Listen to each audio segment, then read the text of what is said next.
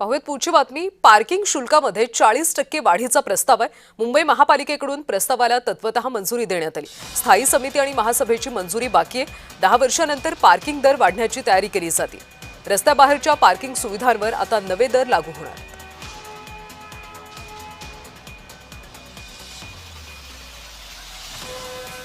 आणि या संदर्भात अधिकची माहिती घेऊयात आमचे प्रतिनिधी मनोज कुलकर्णी यांच्याकडून।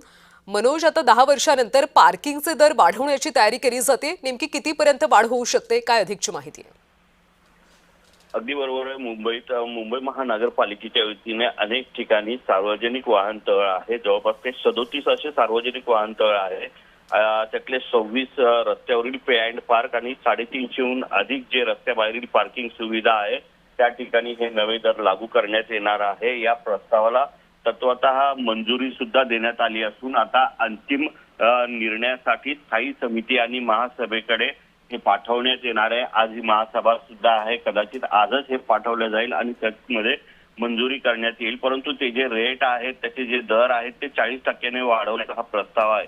यापूर्वी बीएमसी मध्ये 2015 मध्ये याचे जे रेट आहेत ते 200 ते 300% वाढवण्याचे सुचवण्यात आले होते, परंतु त्यावेळेस या निर्णयाला स्थगिती देण्यात आली होती। आता सुधारित प्रस्ताव जो आहे तो तयार करण्यात आला असून आयुक्तांकडे सुद्धा पाठवण्यात आला आहे आणि आता तो या सभेमध्ये जर मंजूर झाला तर नवीन दर लागू होतील। धन्यवाद मनोज या सविस्तर माहितीसाठी। तर पार्किंगच्या शुल्कामध्ये आता 40% वाढीचा प्रस्ताव आहे। मुंबई महापालिकेकडून प्रस्तावाला आता तत्वतः मंजुरी देण्यात आली।